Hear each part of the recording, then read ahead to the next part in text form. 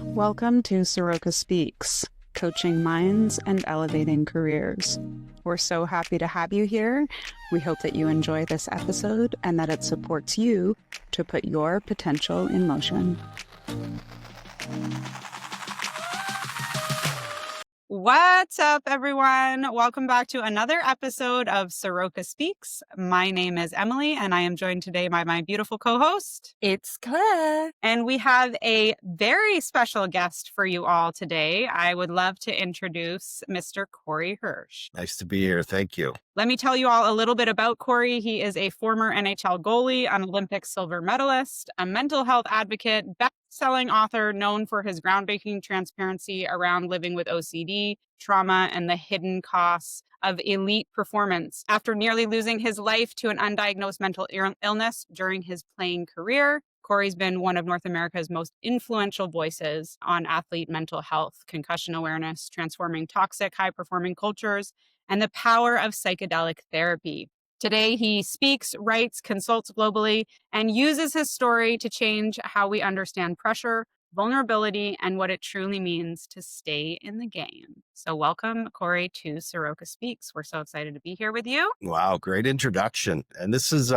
good because I haven't really talked much about my psychedelic path to anybody. So this will be a first. It'll be good. Well, why don't we start there then? Let's dive into it a little bit of, we'll kind of work backwards in chronological order. Tell us a little bit about how you found psychedelic therapy and where are you at with it now? Yeah. I mean, just plain and simple, I've lived my life and been through tons of therapy and been on every medication you could ever imagine, known to man. Had lots of different therapists. When about probably 4 years ago, I woke up and I was just tired of just being alive. Right? Like I don't mean tired of being alive, but just tired of getting up every day and going, okay, I guess I'll live today. Not feeling like I had purpose, and just therapist after therapist and really trying to find a way to better myself. And I was dating a girl at the time who, of course, I won't mention names, but had some issues herself. And she was going down a path of ayahuasca. And I just saw the changes in her as a person and the benefits of it. And I was kind of like, wow, I want some of that. Right. And so I started to study it a little bit. And then I came across Mike Tyson online, who Mike Tyson, being the boxer, basically raised in, almost like an animal, in his conditions, grew up his life in boxing. It was all sorts of trouble. And how he started talking in these videos about, just how much more peace he has and just a completely different person and I was like, okay, well, there's another person, that's what I'm looking for. That's what I want. So essentially I started slowly with ketamine and then saw the benefits of that, but I wanted more. The more answers I got, the more questions I had too. And just started going down more of that path. Went to Mexico, worked with some healers and just found a full new purpose through it in life. And since then it's been like I've got my life back. That's what it feels like. It feels like I've got purpose, I've got meaning, and it gave me what I've been looking for. And to not get too long-winded, but I'm off my medication now, which I'm not saying, hey, get off your medication and go do psychedelics. It's the end all be all. No, it's not a one and done. I've done a lot of work to be able to be off medications, but it's helped me in that direction. My therapy is speaking with more healers and other people such as you, Emily. We've had some great discussions about this stuff. And if I still need to see a therapist, though, I'll go see one. Like I still have my therapist. I still believe in medications. I still believe in therapy. I believe in psychedelics, but all of it together, right? Not one is better than the other, or don't do this, don't do that. Like I believe in both ways of healing. I just know what psychedelics has done for me. And like I say, I feel like I have purpose again. Love that. All right. For sort of safety and political reasons, I want to give a little context to the safety or the environments within which you're doing this. You mentioned things like ketamine, which we know are sometimes drugs used very recreationally or in a recreational setting. So just give our audience a little bit of context as to some of the environments and maybe some of the safety protocols that you've engaged with some of these substances with and around. It's not, I guess what I want to highlight is it's not just a recreational endeavor. Give us a little bit of context to the safety and the controlled environments within which you've explored some of these things. Yeah. And it's set and setting. It's sitting with people that know what they're doing. doctors, other people that have studied and been trained in these types of things. It's not something you're going to go just sit in your basement, and because there's integration before and integration after, because during the experience, there's going to be a lot of questions come up, and you want to have people that you can trust and speak to. So yeah, these are medicines, right? So throw out everything that you've ever thought of using recreationally, and I see them as medicines. I don't see them as drugs to go. Like it blows my mind that people can go and sit with psilocybin and go and hang out with their buddies or go to a concert. Like I'm just like, that I've never done that. To me, they're medicines, and that's how they were meant to be used. I think with anything, society has kind of used things in different ways, and people will find a way to get high if they can, right? I mean, it's like, and it's not like that.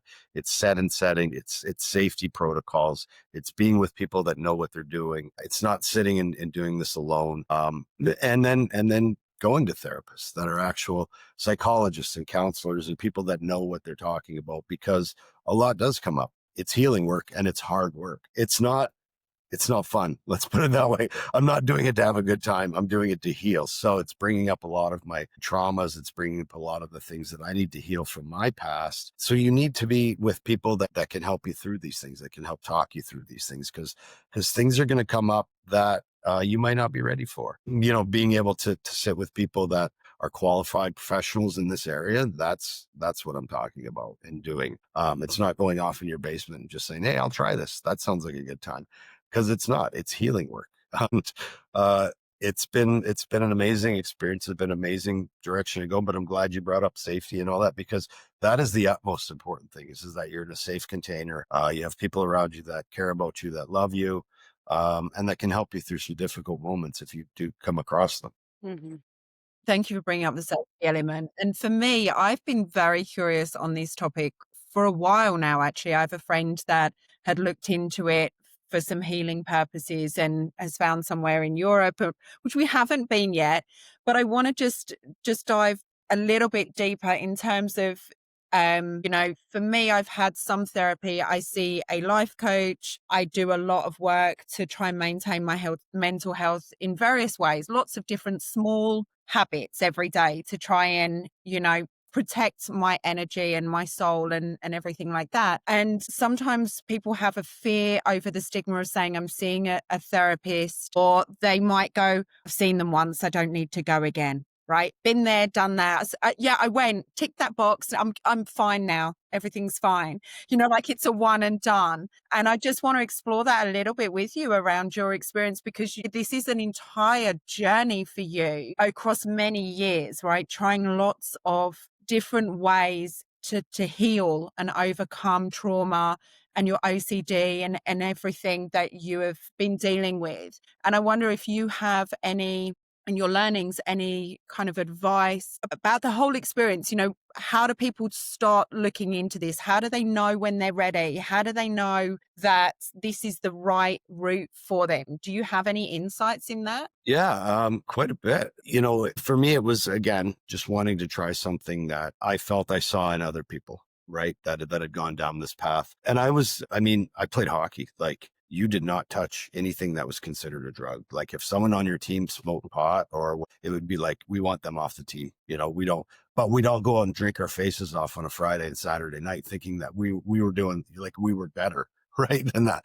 And so I want to make it clear that this isn't something I grew up with. I had very rigid beliefs on this. So to go down this path for me was a difficult one, because there's a stigma attached to a lot of these things. But you'll know, like, I got to the point where I wanted more. I wanted more out of life, and I seen what other people were getting, benefits, and just, you're right, it's not a one and done, and if you're out there dating and the person across from you goes, yeah, I went to therapy once, I'm good. Yeah, you should probably, um, Red flag. that's a bit of a red flag, right? It doesn't have to just be therapy. Self-work is something we're doing your whole life. You'll be doing it till the day you die. So it's not like, it gets to the point where, there's sometimes I have to take a break from it, right? I have to go but self-work is something that, if you want to become a better person, or you want to, have a better life, or live a better experience, something we do it all the time. It's all day long. I'm looking for different ways to improve myself. And that was just kind of what I wanted to do, was just try and see and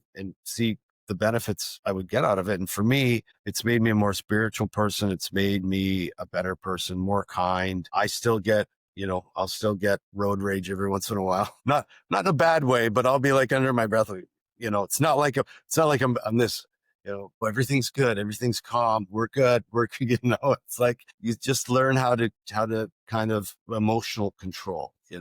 Emotional regulation for me is something that should be taught in high school. And I think that if more people learn how to regulate their emotions, it would be a much better place. So that's something it's taught me. It's taught me about life.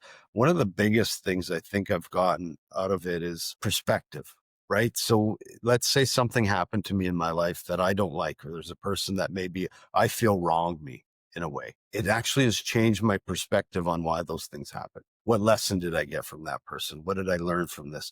And it just completely changes the viewpoint. And sometimes you see from the other person's perspective in medicine, why they responded or acted the way they did. And it's given me a more in-depth look at things that have happened in my life, who I want to be as a person, and the spiritual aspect of it. I was a person that I believe there was something out there bigger than us, and I still do. And I'm not this. It's not like I go out there and I preach this or anything, but it's just given me more faith that there is something bigger than us out there. That this isn't the end all be all, right? We're here to learn. We're here to learn how to love. And for me, and Emily, I'm not sure if I've spoken about this with you, but the biggest thing it's taught me, I think for me is that our life purpose isn't obviously chasing money and material things and more power and this and that. I've learned that the three things we're here for is to learn how to give love, learn how to receive love, and then ultimately learn how to love ourselves. And the first one's easy. We can all give love, right? There's learning how to receive love for yourself. That's difficult, right? But it's okay. I'll take that. But then the last one, learning how to love yourself, man, that's where the work is, right? And that's really kind of what it's brought to me. And that, yeah, the last one's the hardest. And I think once you can get that one, I think you're on your way. I love that. Yeah, This I had a question. Go ahead, Claire. Did you have something? There's something on the tip of my tongue, because when you was talking about, learning to see things from other people's perspectives that perhaps you didn't do in the past. And I think so many of us are guilty of that, right? We come to a conversation already with a preconceived idea of how that person is or how they're going to react to something. And when you then followed on with love, for me, what showed up was forgiveness. Yeah. Forgiving people for the way that they come to a conversation because of things that they have been taught or learned behavior, forgiving ourselves for the way that we have perhaps behaved in the past or responded in road rage, which, yes, Corey, we're all guilty of that. On the way to school, my kids see it. Yeah, they're like, we're going to have a curse. Yeah, they need a curse jar in my car. Yeah, that's what showed up for me. And I wondered whether that had showed up for you in the work that you have been doing. And obviously, the people that you are working with as well, whether that has been a theme running through almost hand in hand with love, because in order to love ourselves, you have to have forgiveness for things that have transpired. Yeah. And that's exactly for me. But like, it was probably only a couple months ago, and I'm continuing to learn. And one of the things that I came up with was forgiving yourself for those cringe moments in your life. Like we all have them. And I call it forgiving yourself for the cringe. That moment where, your brain will go back there and you're like, oh, why did I do that? And it's like, and it just eats at you. Right. And to be able to forgive yourself I did a radio broadcast with Vancouver, and I said something on the air that was just cringeworthy. Like I don't even want to talk about it because it just was, right. And people at home, are listening to the hockey game and they heard me say it. And then there's comments after on Twitter about what I said. And that was like, and so when I think back to kind of how kind of cringy I felt after it came out of my mouth, I was like, why did I say that? Right. And then it kind of haunts you. Right. And then it was like to be able to just release it and forgive myself for that moment, for having a human moment. Right. So I call it forgiving yourself for the cringe. Right. Like, and that's one of the biggest things that I've learned. So when those moments come up in my life, I'll try to reframe them and then just say, yeah, it wasn't a great moment, but I forgive myself for that. It was a human moment. It was a human experience, and to release it. Right. Like, and it's interesting doing this interview with you guys, because I don't want people to that are listening to think that I'm this, I go out there and I'm holier than thou and I preach this and I'm doing all this weird. I'm just a normal dude. I was a hockey player, right? But I've added this to my life, and I wish that we could feel that everybody's welcome, right? And there's no weird to it, and there's no anything. And it's just, I've had some beautiful experiences in those directions. I've learned so much about life. When I sat with ayahuasca, there was a kind of a workshop. And one of the things that stuck with me was, it said, really, sitting with ayahuasca is a school of life. You're learning about life, right? You're learning things. And that was the best way it was described to me, because that's what I'm learning. I'm learning about life things. I'm not learning about, these really deep things. I'm just learning about life, what, the planet, why we're here, all these things. It's just given me a new perspective, and to try to keep it in a container, and I don't know, it's been such a wild, great experience. But again, I go back to, like, I believe in all of it. I believe in therapy. I believe in medications. I believe in medications saved my life at one point. Right. So use the tools that you have. And if psychedelics are a route that you want to go down, and you want to, like you said, make sure it's a safe space, make sure you know who you're sitting with. But yeah, it's just adding to what I've already learned prior to using psychedelics. This journey's been so influential for you to the point where you are now in training to become a psychedelic therapist. Tell us a little bit about that Yeah. journey. Yeah, so I go to Vancouver Island University as a school of psychedelic assisted therapy. So I'll sit with people in these when I'm trained, and I'll be able to work with them. And then I'm going to school to become a counselor. So again, both worlds, right? Like, if I can offer people both worlds of a more, well, I guess, sitting with people in psychedelics, it's been around for thousands of years. So that I would call that a more traditional route, or the, Western medicine, which is, counseling and therapy. So I believe you have to be able to give people everything, and it's ultimately helping people heal and become better people. Really, it's not about being the perfect human. It's not about that or anything. It's just healing your stuff so you can have a better life and be more kind and be more loving. And when someone pisses you off, it's like, okay, I can look at that from a different perspective. I don't have to react to that. Right. Whereas I used to be the guy that would react. All right.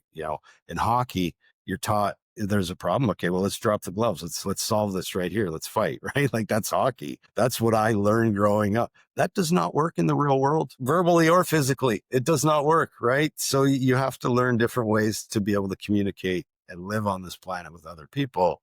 And, kindness is always the best way. And I still fail at it a lot of times, right? But I'm trying, and I'm trying to become that better person, learn and live through that. This journey has also, you said there was nothing off the table. Corey and I have had talks around, the more spiritual side of things at length. And I just feel so blessed to have you as a friend and to have you in my life. And one of the things that, we've talked about and that you've shared is going through this psychedelic healing journey has turned on a lot of spiritual gifts that you have that you didn't know you have. Some of it being your intuition, and maybe your ability to kind of tap into the other side. To whatever degree you are willing, share with us what this journey has turned on for you in terms of gifts that you didn't know you had. Yeah, I think, with a lot of healing, you release a lot of the armor and a lot of those things, and shed a lot of those beliefs. And I'm not, I've been able to talk to the other side. I've been able to use those gifts for other people. And, it's interesting to talk about, because I've never talked about this before, and only my close friends really know this. So, because even for me, like I'll be like, did that just happen? Like, how did I know that? Right. And it's been interesting. But I've also been able to help a lot of people through it, people that have lost past loved ones. And it's been amazing. And I think basically, I believe we all have the ability to do it. And I believe that we all have the ability to trust your intuition, whether you want to call it intuition, channeling, whatever you want to call it. But it's that ability to just be able to listen to what is going on, and be able to clear all those voices in your head, to calm yourself so that you can hear those messages, so that you can get those things. I believe I believe we have guides. I believe in all those things. Now, these are things I would have never believed. Like, if you told me this was going to happen 7, 8 years ago, I'd have been like, really? No, you're crazy. But now that I've been able to experience them and be able to help people in a positive direction, and I'm still amazed that these things are happening. And I think that it's just helped kind of open a portal, and it's really helped shed those beliefs that this is beliefs that we grew up with, that we're stuck with, that we're taught, and that's crazy talk. Don't talk like that.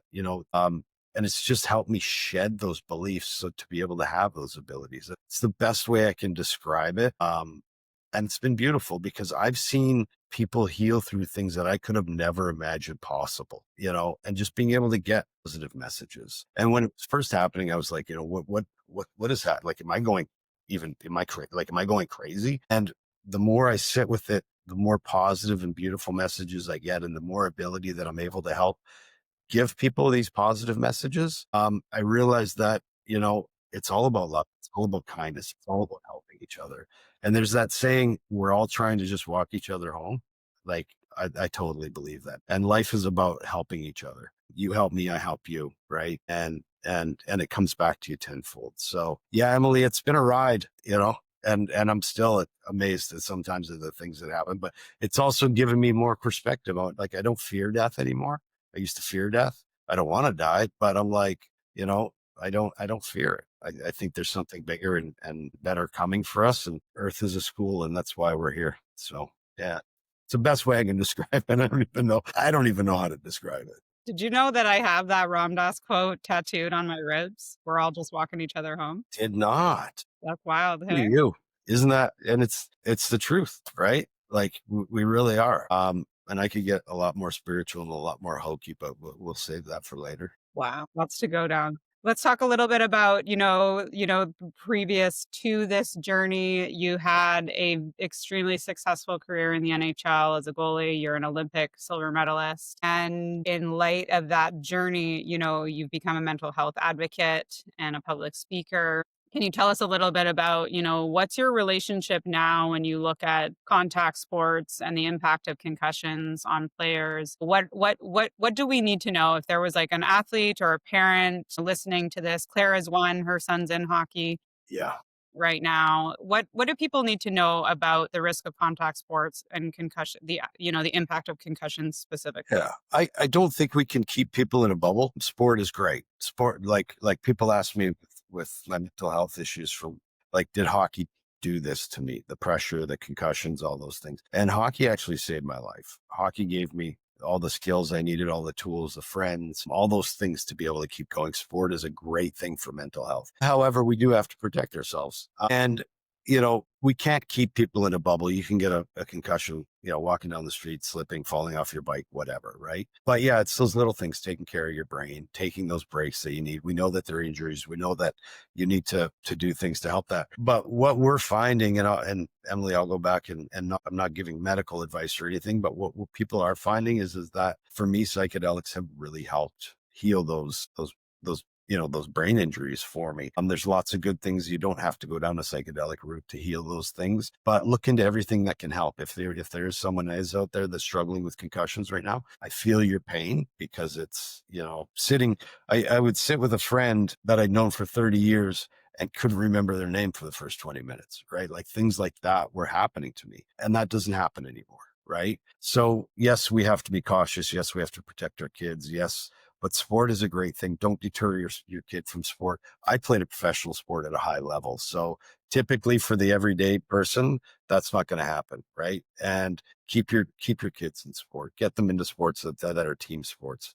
There's lots of great things happening. We do have a lot of protocols now that are in place that weren't when I played. So things are a lot different. Sport is safe. I believe it is. And I think it's amazing. But yeah, just be cautious of your own children. And, if they're not feeling well, listen to them, right? Give them a break. Give them those 2 days off. Those are the things that they need. And I think you touched on that, Corey, about how sport has changed, or at least your experience of competitive sport has changed since you played professionally and how it is now. Are you able to tell us some of the changes, particularly, I mean, we've just touched on obviously concussion and that side of things, but the support around athletes' mental health? Do you have any experience or? It's better, but it's not near where it needs to be, right? There's still a stigma attached to mental health. And not everybody's going to have a diagnosable mental health issue like I did, right? But there's still a stigma attached to it, right? That, guys, you don't want to talk about it. You don't let anybody know,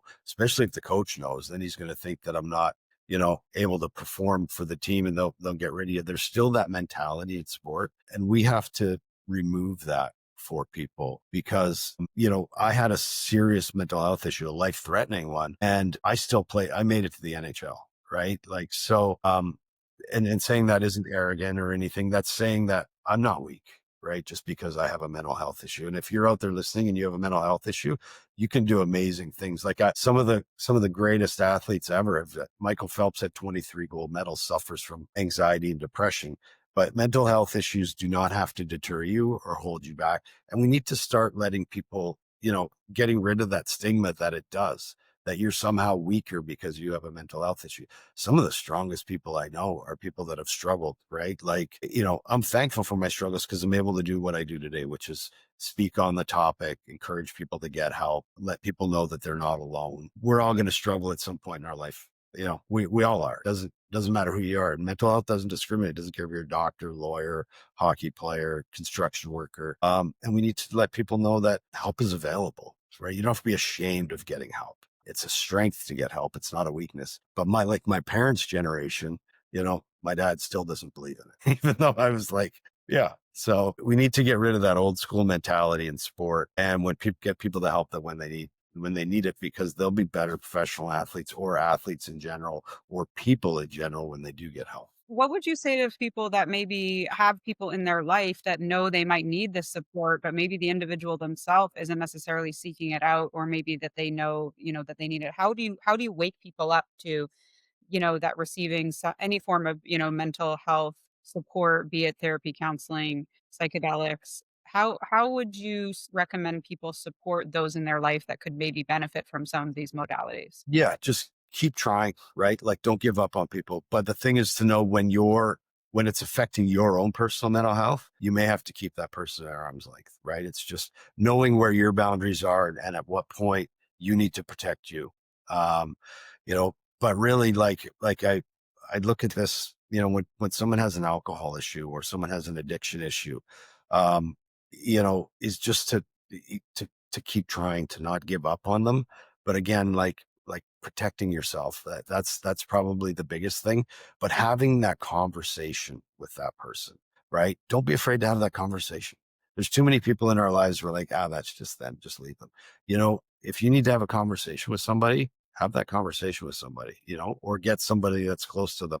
And some people might not accept the help. They might not want it. They might get pissed at you and be like, leave me alone. But at least you tried. And when that person wants the help, because eventually they all do, that you'll be the first person that they come to. But we have to stop, not wanting to get in other people's business, right? Like sometimes we have to. And sometimes it's the hardest thing that you'll ever do, but it's the best thing you'll ever do. And you might lose a friend, right? You might lose, but just to keep, to keep letting them know that they're loved and that you're available, Mm. that's the biggest thing for me. Yeah, you said you might lose a friend, but who knows? You might also save a life. Well, we have to we have Hastings Street here in Vancouver. It's heartbreaking, but we have to understand that those people aren't doing these things because they're having a good time, right? They're self-medicating. Something traumatic has happened in their lives, and typically they're self-medicating with drugs and alcohol, right? So when we go by them and look at them with disdain or disgust or whatever, if we can somehow find some form of compassion for people in those situations, maybe we can change the narrative. Maybe these people are already shaming themselves enough. That's why they're doing what they're doing, right? To add more shame on top of it is not helping the situation. So if we can start looking at people with compassion, obviously we can't put up with crime and those things that happen, but maybe if we could start looking at people in that sense, maybe we can change the cycle. Corey, I was listening to a podcast or an interview that you had done, and remind me, was it your coach that was the one that really broke through to you and was just realized that you were struggling? Did I get that correct? Yeah, well, sort of. So it was a coach that kind of brought it out into the open in front of everybody, which I kind of got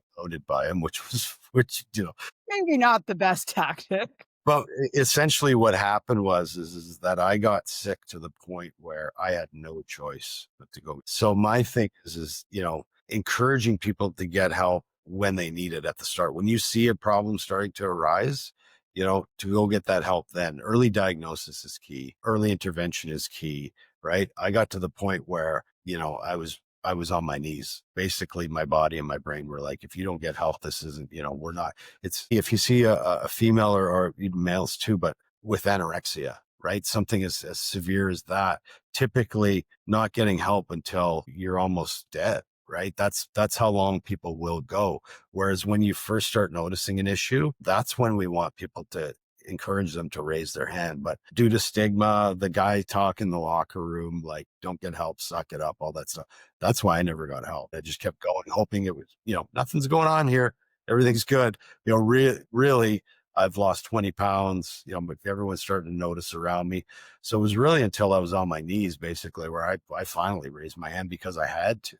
But if we can encourage people, when you notice something first starting, that's when you need to go get the help, right? Stage 1 instead of stage 4. That's the biggest thing I talk about. You mentioned that. So Emily brought up your spiritual side, but I also heard that from you on another interview where you have talked about your mental health and your struggles within your family unit and what impact that has had on your children. Would you mind Yeah. sharing that with us if you Yeah. feel comfortable? Yeah, absolutely. Because of my mental health struggles in my home, I always said to my kids from the time they were able to, if something's going on in your brain or something you don't feel is right, we all know when something's off, right? Whether you're 6 years old or 50, we all know when something's not right. To come talk to me. Open discussion. I will listen to anything. I will, whatever. Nothing is off limits. Nothing is off topic. Nothing is too weird. Nothing is too, taboo to talk about in my house. So my daughter, when she was 15, sure enough, she started, having some issues, and she comes to me and says, Dad, I'm having some issues. Something's not right with how I'm thinking or whatever. So I take her to a psychologist. She gets diagnosed with obsessive compulsive disorder. Now, here's the difference. OCD, I had a suicide attempt in my own life, right? Which, thankful I'm still here. My daughter has never had that. She's never gotten to that point of desperation, never, just because she came to me and we were able to, with an open forum, right? And able to get her the help that she needed right away. Now, has she had some tough days? Absolutely. But she works through it. She has the therapy, she has the tools, but she will never get to that place that I got to where you're doing something desperate because you're not getting help. That's the difference of being able to talk about these things in your home and having an open discussion with your kids, as opposed to me. And I had great parents, but it just was never talked about in our house, right? They came from a different generation. And it's interesting when I go talk to high schools, there are parents that will pull their kids out of my talk. It has happened because they're afraid if I talk about suicide, that it's going to give their kids an idea about suicide when it's actually proven to be the opposite. So if you don't want your kid to go down that path, give them the information, right, that they need to help themselves. And to me, that's just, that's insane when that happens. But, that's still that old school generation, that stigma that we're trying to get rid of. Yeah. Thank you for sharing. I heard it and I found it so inspiring that have you're so open with your kids about your journey, and there's so many parents that don't talk about the struggles because they don't want to, whatever it is, whether it's a burden of on their children or whether they want to be proud. And I'm thankful that you were open enough to bring that up because it really struck a chord with me, because you're very open about your profession and how it's impacted you, how the sport has changed, or sport in general has changed. But actually, a lot of these conversations need to start from the home, right?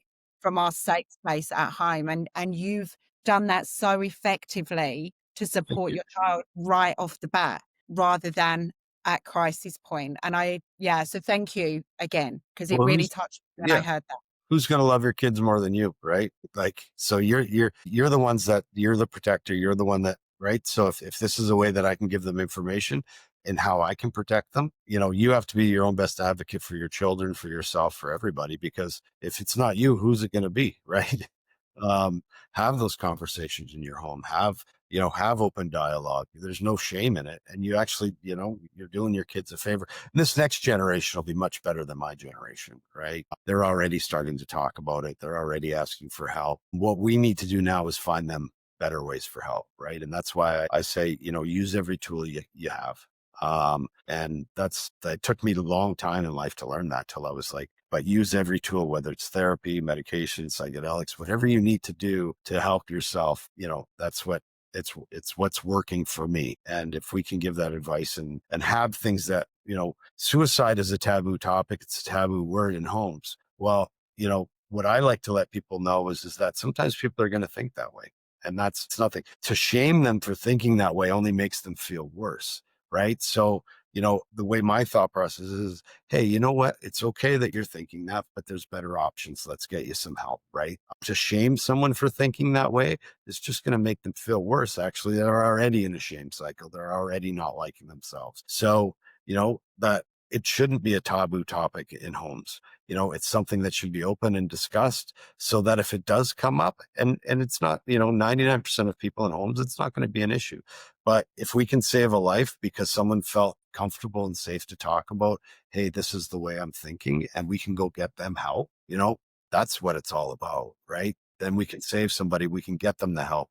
Most people, when talking about suicide and things like that, they suffer in silence. They don't tell anybody. And then everybody goes, well, what happened? I didn't see that coming, right? No, we need to give people a safe container and a safe space to be able to talk about anything and everything. I think there's so much education that still needs to be done around this topic and mental health, as a whole. And we all know that. But I think as a parent, as a businesswoman, it is recognizing those signs, but it's educating myself to recognize those signs. And I think, no one gives us a guidebook on how to be a great parent, or, we learn from our parents, our grandparents, our siblings, our friends. We're sponges to evolve into who we are. And I think, there's so much work that has been done, but it's really, I always look at myself and go, what can I do? Or where are my blind spots, right, in life? What do I need to be aware of? And it is listening to the podcasts. It is reading the books. It is attending courses. And it doesn't need to be that you need to train as a counselor or a psychotherapist or anything like that. There are courses that you can do in an hour, 2 hours, 3 hours that give you the basics over what is mental health and what are the signs that cost, we have them here in the UK. I think they're like $40. Well, there's probably ones from charities that are for free. I haven't looked, to be honest, but I'm sure there's a lot out there that's supporting. And I think that's just something for people to pay attention to and recognize where are their gaps in their knowledge, that they can spare some hours and some time, listen to some podcasts, listen to some stories, listen to something in the car, on the train, on the plane, wherever you are, on the walk to the school run. Like, just pay attention and increase your knowledge around this. Step by step is just my kind of advice or experience around this. Just power, right? And that's something that I've learned. The biggest thing in my life that I've had to work on, though, for me is relationships, right? Like learning how, and I'm still learning, and I'm still trying, learning to, how to speak and how to, how to talk to somebody, and that relationship dynamic. And again, for me, that's probably been my biggest lesson, and I'm still learning, and I'm still trying to learn. But yeah, knowledge, arming yourself with knowledge and power, and understanding that the male and female dynamic and all this stuff, because of all those things that I was taught when I was a kid and as a hockey player, that they don't work for me, right? Like I said, I was taught, you drop the gloves right there, let's go. So whether that's an argument or whether, but that doesn't work.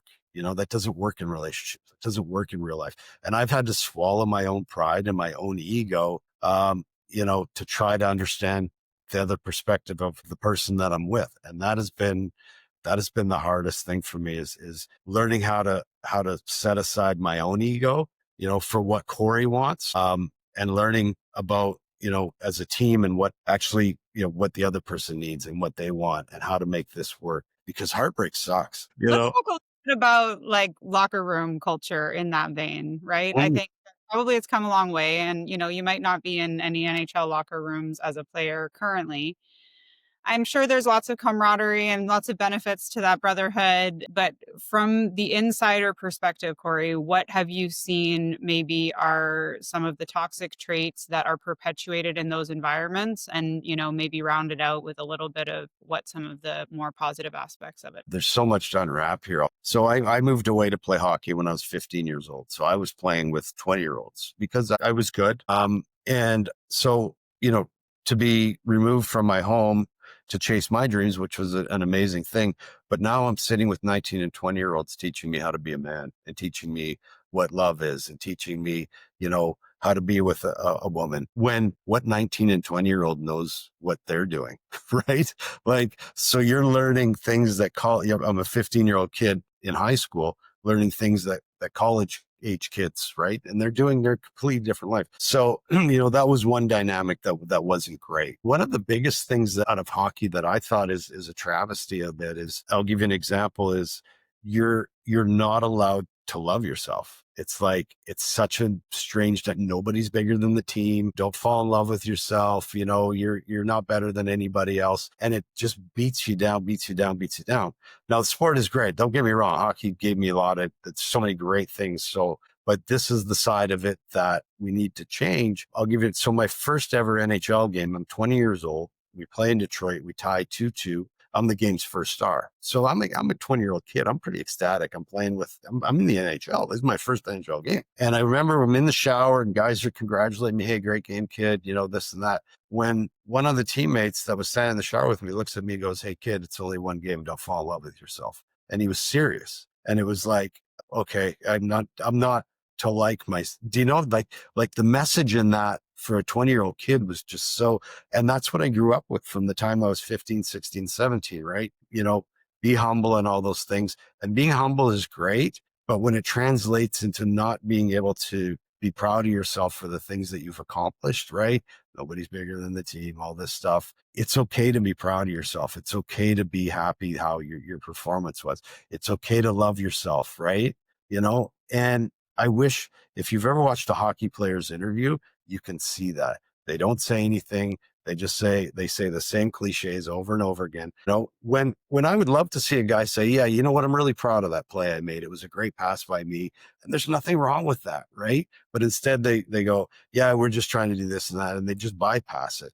And you're taught those things not to love yourself. And it's taken me years and years and years to rewind all that wiring, that the male toxic stuff, how do you not being too affectionate with your girlfriend or whatever. Like, those are the things that are in my head, when there's nothing wrong with affection, right? There's nothing wrong with loving somebody. There's nothing wrong with loving yourself. And those are all the things that I've had to unwind, that I learned as a young male, that, as you said, Emily, that we've, probably are detriment to why I still need to learn about relationships. And I can still hear my buddies' voices in my head, when I'm with somebody, and I want that relationship to work. So why am I listening to my buddies? It just doesn't work that way. So yeah, unwinding all that has been a lot. And I've learned that it's okay to love yourself, and it's okay to tell other people that you love yourself. Being proud for the little things, the little wins you have in your life, those little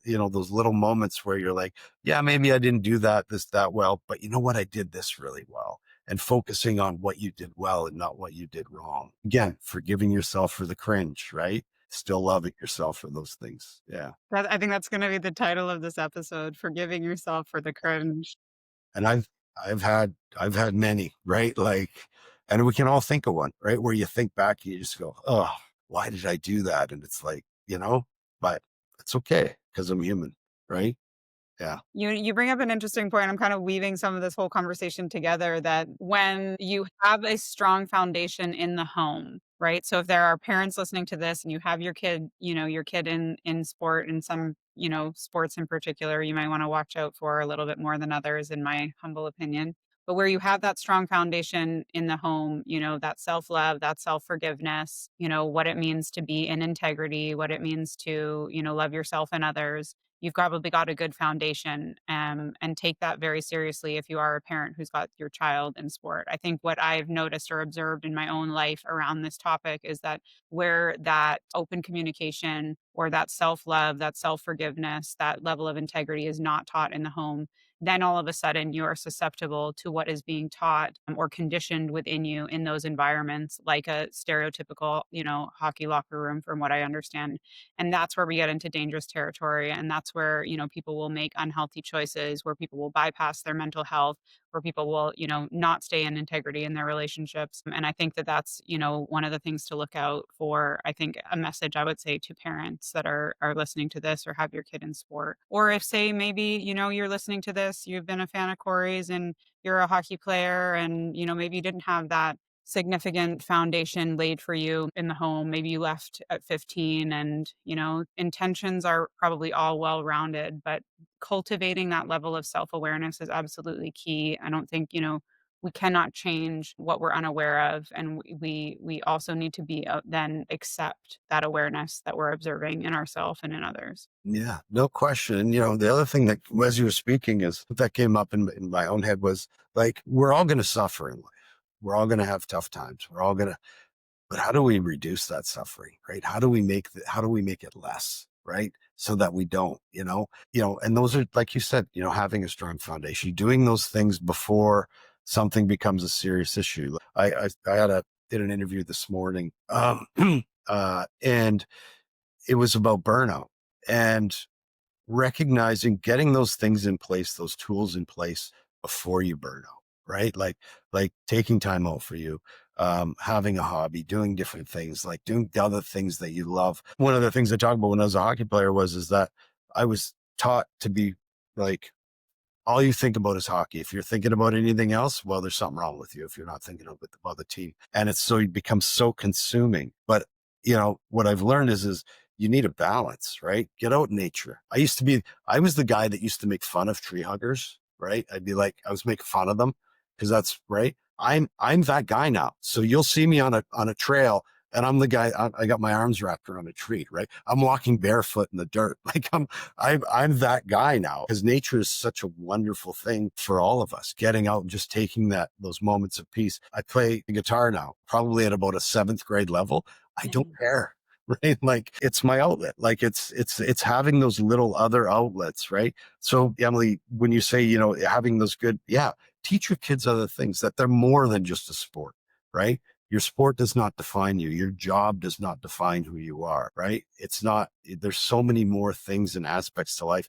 And like I said, again, to me, life is 3 things: learn how to give love, learn how to receive it, learn how to love yourself. And ultimately, at the end of the day, that's what we're here to learn. And I truly believe that. And when you can grasp those, I think you'll have a much more peaceful, and you reduce your own suffering, like I said, Emily, when we talk about the road rage, well, who's the one? I'm the one that's getting all worked out. This guy's going to go in his car. He doesn't even know I yelled at him, but now I'm all worked up and I'm all like, why? Why? Right. So it's like reducing your own suffering, keeping your own peace. That's imperative to me. It's stuff like I've had to learn, and we've all had to learn, right? And you guys have had yours, and so it's all those little things that you can do for yourself to make your world a better place. It reminds me of the Rumi quote: pain is inevitable, suffering is a choice. That's beautiful. I might get that tattooed on my ribs. There you go. So give yourself resource yourself in those avenues where you can reduce that suffering. The pain's going to come, but how you deal with it is a choice, and it's up to you. Emily, I have a question for you. Actually, I'd be interested in your thoughts, and not with what you would see having been married to a professional athlete. What your thoughts would be, and what we can do better for for our kids, for the things that you saw that could be taught or could be done. I would say that, the relationship with yourself is the most important relationship that you have in the entire world. And it's the only one that truly lasts a lifetime. So the choices that you make, the people that you engage with, the habits that you choose to form, those are all going to have an impact. And you're going to have to live with the impact of those choices and that relationship that you have with yourself for the rest of your life. And so do not think that you are immune. I think there is something that also happens with professional athletes, and I might, my experience, of course, is directly with professional hockey players or a professional hockey player. And it is that when that relationship with yourself is rocky, right, and you don't let anyone in, and no one knows the degree to which that relationship is rocky, you are inevitably setting your future up for instability, for pain, for suffering. So, I think I agree with much of what you said, Corey, is the ability for us to be able to shift culture in that it's okay to be proud of yourself. It's okay to love yourself. And here's the line for me. It's like, I'm not talking about boasting. I'm not talking about being conceited. I'm not talking about being pompous. What I'm talking about, and much to what you have sort of alluded to today, is own your truth. What's true? I played a great game. What's true? I am a great hockey player. What's true? I made an excellent pass. What is true? I love myself. What is true? I respect myself. What is true? I respect my woman. I respect my partner, whatever it is. So own your truth. And where your truth may be a little rocky, or maybe your truth is that you're out of integrity, or your truth is you don't know how to love yourself, those are all of the indications that you may need some third party support. Nobody does incredible and significant things on their own. We just don't. Right? We need things happen in a team environment.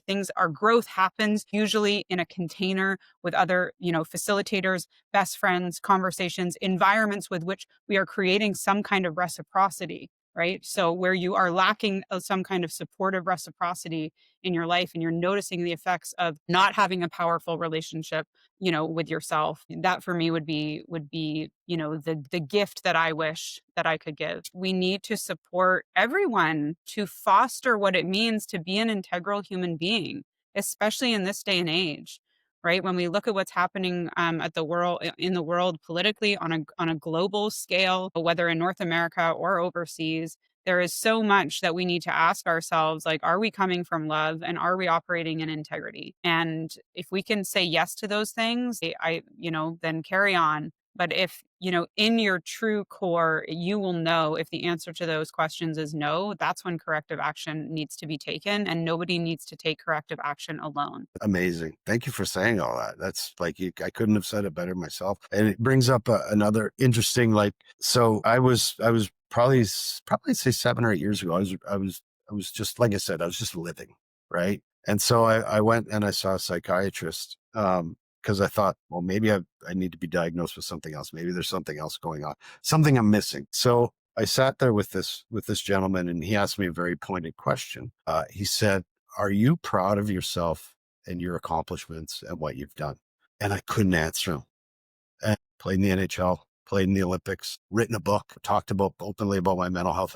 Like I've done a lot of things to be proud of myself for, and I couldn't answer him. I couldn't say yes, and I couldn't say no. I just sat there. And it was then in that moment I realized, whoa, like you just said, that relationship with self, right? That I needed to improve that relationship with me. And that's what spurred me to go on this path of learning about me and learning about myself, because I went, oh my God, I've done some pretty wonderful things that I should be proud of. And even saying that, Emily, is hard for me to say verbally, right? You've been conditioned for so long in a where Yeah. that wasn't okay. So, like, practicing grace with yourself in that, and it is a practice. Yeah. And it's amazing how when I say that, and I get anxiety when I say it, because I don't want anyone to think that I'm, I don't worry about anybody. It's what you think of yourself, right? You know, that's all you should be worried about, not what anybody else thinks of you. What do you think of yourself? And if you don't think very highly of yourself, well, then that's your path. That's your mission, to learn how to love yourself, because you're worth it. Right? Every human being on this planet is worth it. You're worth being able to love yourself, to reduce your own suffering, to be able to enjoy and have a good life. So thank you for saying all that, because that's what it came down to. It sums it up, is that I went on a journey, and I'm still on it, and I'll be on it for the rest of my life, above, that relationship with me, because I want to love myself. Who do I spend? I'm nicer to other people than I am to me. Well, why? I spend 24 hours a day with me, right? Why can't I be nice to me? So that was a big realization too, was realizing how I just talk more nice. I don't even know that person, and I just talk way nicer to them than I do to myself, like, because I don't want them to think bad of me. Mm. Cares? I don't want me to think bad of me, right? Like that should be your relationship. I think that, we all have an opportunity to observe ourselves a little bit from this objective point of view. And for me, the objective point of view is recognizing like you are here, you are embodied, you are this conscious, living, breathing soul on this planet. And I think if people really, really paid attention to or remembered a little bit more that there are literally like 4 trillion things that have to happen for you to become this embodied existence, from your ancestry and your lineage to have survived to the point where your parents then got together and at the right time of the month, that little sperm was able to penetrate a healthy egg and then get gestated. Is that even a word? Then, was able to be in gestation for a period of time to the point where you then came out in a physical body with a conscious mind. Like we are truly miraculous human beings. So in a way, it's almost like get over yourself that you think you're not absolutely incredible. You are absolutely incredible because you exist. So observing yourself from that objective point of view, I think is something that we could all do a little bit more. And it doesn't have to be considered pompous. It doesn't have to be considered conceited, or Claire, what is the saying? Too big for your boots, Too big right? for boots. Yeah. So, that might be where we leave it today. Corey, this has been absolutely fantastic. Thank you for this super enlightening, in-depth conversation. Honor and respect you so much. I'm so glad you are my friend and that you are in my life. And I just cherish you so much. Thank you so much for being here today with us. Well, and thank you for having me. And same goes right back to you. Like you guys are doing a wonderful thing here with your podcast. Keep going, right?